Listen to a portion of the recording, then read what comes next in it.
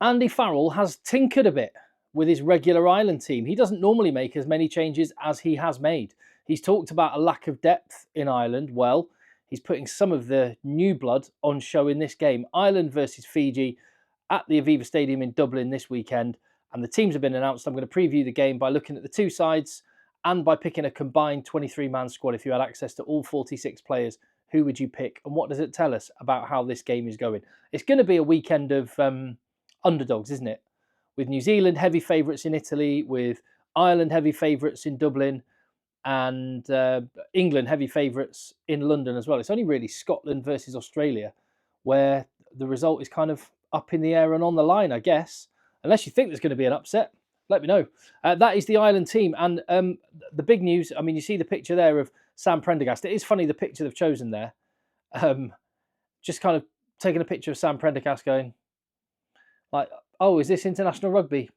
Sure, I got this.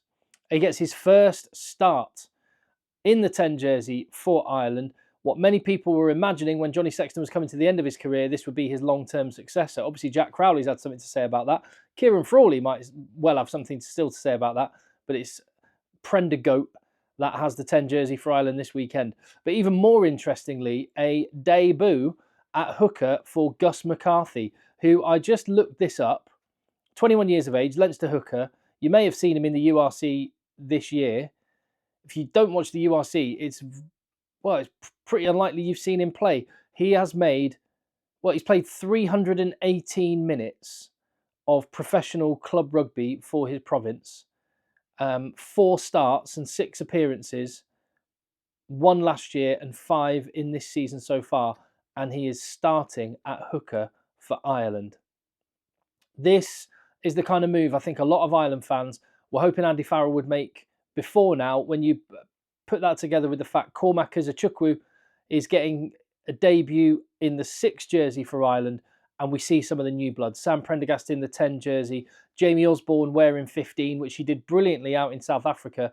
He gets another chance there. Now, Jamie Osborne, I think his future will probably be in the centre when Bundyaki, Bragg, Stewart, McCloskey, who is on the bench as well, and Robbie Henshaw and Gary Ringrose are gone. Jamie Osborne will assume one of those roles, but for now he's a really handy backup for Hugo Keenan and gets another chance to play there. What else? Oh yeah, Stockers, Cubehead, Crichton, Jacob Stockdale. I looked this up as well. I thought, can that really be right? His first game for Ireland in 3 years. Have I missed a game that he's played? As far as I can tell, he last played against Japan in 2021, which is reward for an upturn in his form for Ulster. And let's see the Cube back on the field again in the green jersey.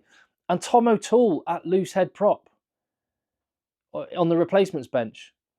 I mean, yes, Andrew Porter has to play every game. The backup loose head prop, Cian Healy, is a 37-year-old, legend, but he's 37 years of age. You've got who else? Jeremy Lockman is injured. Is Milne at Leinster? I'm assuming he's injured as well. He's a young player coming through that you would have expected to have seen.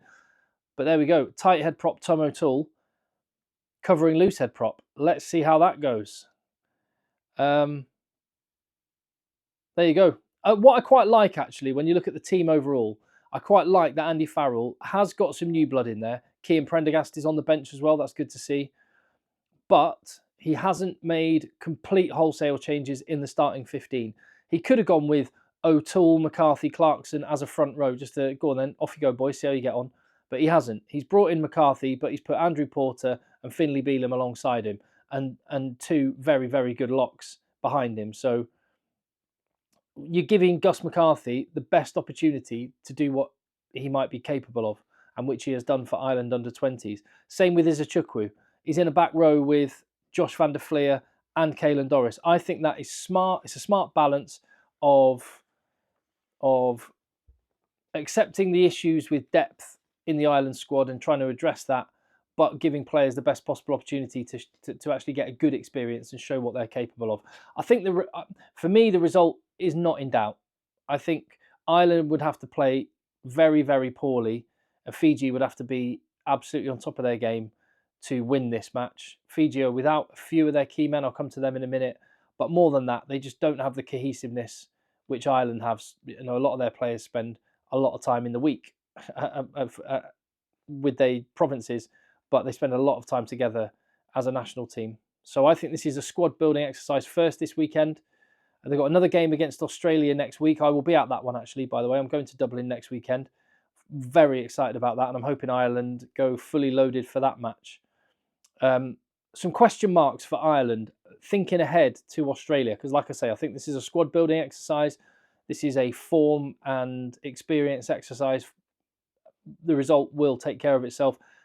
Bundy Aki, it wasn't so long ago he was the best in his position in the world. Is he waning as a force, or is it just that Robbie Henshaw and Gary Ringrose are maybe better than him on merit? I think Aki will want to play himself back into the starting lineup. Tyburn, second row or six. He's been used in both spots. He's back in the row at the moment. I guess a big part of that depends on how the options in the back row stack up. Nick Timoney seems to be surplus, but Cian Prendergast and Cormac Izuchukwu have got a really good opportunity. And bench spots is one of the areas that Andy Farrell will be looking at. Kieran Frawley and Ian Henderson will feel they probably let themselves down with their performances against New Zealand. They were out of the squad last week. They're back in now, and they will feel like they've got a point to prove. I like it. As for Fiji, really strong team. They've got class players. Joshua Tuisova and Waisea Nayafalevu as centre partnerships really good. Vainikolo is an absolutely electric winger. They've got some really good loose forwards. Derenalangi, I really like. Luke Tangi and Ironi Maui are ball-playing props, but they can actually scrummage as well. I just don't think they have enough overall quality to trouble Ireland. But, hey, they could spring a surprise. And one thing they're going to do is hit you hard. And they played against, Spain last weekend, so they were able to rest up some of their frontline players. So they'll be fully refreshed and they'll be raring to go. I don't know, actually. This must be Fiji's last game of the year. So they'll want to go out strong. They won the Pacific Nations Cup. They haven't managed to... Well, they beat Wales. I was about to say they haven't managed to beat one of the top teams. I guess I was probably right, with no disrespect to Wales. No, the Wales win was a massive one. If they can come away from November with a win against Wales and, at the very least, a competitive performance against Ireland, I think that will be viewed as a big positive. They'll be going into it thinking they can win. But just to illustrate the size of the challenge for Fiji, I would suggest that this is a combined 23-man squad, putting the two together. And I've favoured here with my combined selections players who have international rugby experience. So the debutants, Izuchukwu and Gus McCarthy, both class players, and the picture may be completely different the next time Ireland and Fiji were to play with exactly the same squads. But at the moment, I've just gone with Ikaniver, who's an experienced international player and done it at World Cups and in big matches like the one against Wales, and the same goes with Derenalangi. Other than that, an Irish pack, I expect that's where they're going to win. Their set piece, the quality of line-out ball, the efficiency of their mauling, the way that Josh van der Fleer and Caelan Doris will attack the breakdown, and Tyburn as well. I think it'll be too much for them. The back line, though, if Fiji can get some ball, is where they can do some damage. And I've gone for Caleb Muntz over Sam Prendergast. Prendergast has got a huge future ahead of him. He's going to be a proper player. Caleb Muntz did it 2 weeks ago at the Principality Stadium against Wales. A man of the match performance. He was outstanding. He's going to need something similar in this game to be able to unleash talents like Vainikolo and Tuisova. They have got some class players. And watch out as well, coming off the bench for, is it Sorelli? I think his first name is Makala. Plays for Bayonne. I think he plays outside centre for Bayonne, but Fiji use him a bit on the wing. The guy is electric. He's a proper talent. I think he's only 23, so he's got a lot of time ahead of him. But no, I see this only going one way. I see this being a comfortable Ireland win, probably by, I'd say at least 20 points. Maybe Ireland by 25. Ireland by 25.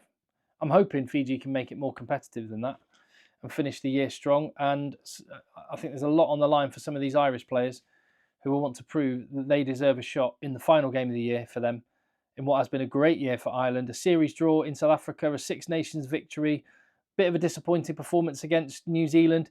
Not a completely convincing win against Argentina. They will want to step up and finish strong. Fiji's the first step. Australia next. Game on. Right, that's my thoughts on that. I will see you on the next video.